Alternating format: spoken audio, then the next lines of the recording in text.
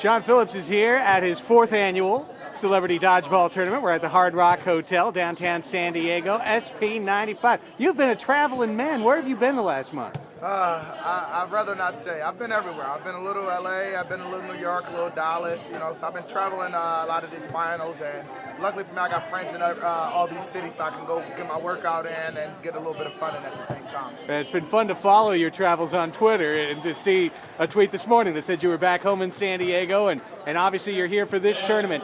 Afterschool All-Stars is the beneficiary. Why is this such an important charity for you? It's important to me because I grew up with an after-school program. I know in order to get to the point where I'm at today, it's because I had an after-school program. I had an outlet that allowed me to stay out of trouble. I could have been on the corner doing the things that the other guys were doing, or not doing my homework, or whatever you have it may be. This allows kids to have an outlet so that they can hopefully get to where I am and surpass what I've done in life and give back to the kids so we can keep this going on and on for the rest of our life. Well, obviously San Diego gave you the June gloom today, unfortunately. A little bit of gloom around Chargers Park as well that we're not seeing your smiling face there. How difficult has this summer situation been for you guys? It's hard because like, these are my brothers, and I don't get to be around these guys all the time, and it's taken away from that camaraderie that we're used to having and growing as a team. But, being a veteran player, lucky for me, I know how it is to be a professional, so I'm still working out, and I know that there will be football someday, and a lot of guys on our team are working out as well. But we would rather be with each other preparing for a season, for a great season to come. Boy, and as a family unit, which you guys are, and you're talking about that, it's got to be tough too, not knowing who's going to be in the family, because by this time, normally a lot of roster decisions would have been shaken out. Yeah, and it kind of sucks for some of the younger guys, because we don't get to see what they can do. They don't get to learn the system, because we're going to need those guys to play, because obviously we can't re-sign everybody. So some younger guys are going to have to play.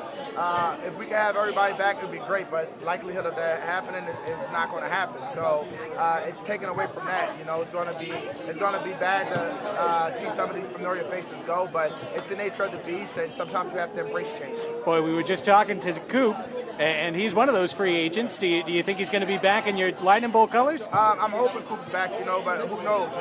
He has to make the decision best for his family, and the Chargers have to make the decision what's best for their family. I don't want to see Coop go anywhere. He's one of my best friends, and he's also a great teammate and a great player. So hopefully he's still a Charger, but if not, we have to go. The show goes on with me or without me, or with Coop or without Coop. Boy, you guys are the soldiers on the field, and right now the war's being waged in the courtrooms and guys in pinstripe suits. How much are you keeping up with the nuts and bolts of the labor disagreement? I'm staying on top of it, because these are things that affect my future, not only me, but my family, so I have to stay on top of it. So I know everything y'all know now.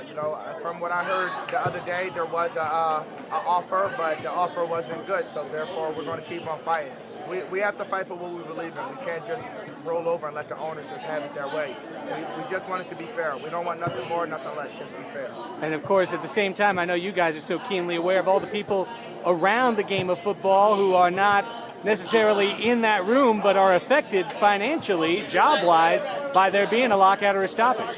Yeah, not only us, but you got the coaches, you got the people that work for the league office. And not only that, we have the charity that's affected, because by there being a lockout, that's affecting money that we're making from our productivity to give back to the after-school programs, So not only us, but there's a bunch of players around the league that donate money based off their contribution, and they can't provide for their charity because they don't have nothing being provided to them. So it's a trickle-down effect. It kind of sucks that it's a domino effect, but that's the nature of it.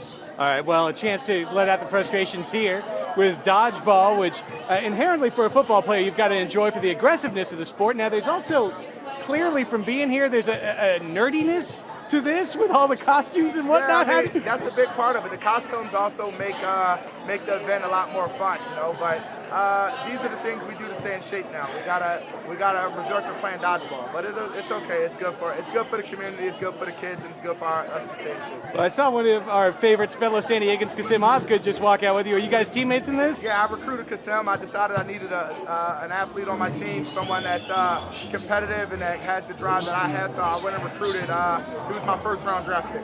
I think he may lead you to victory. Thanks so much. Great to see you again, Shaun. Thank you. Always.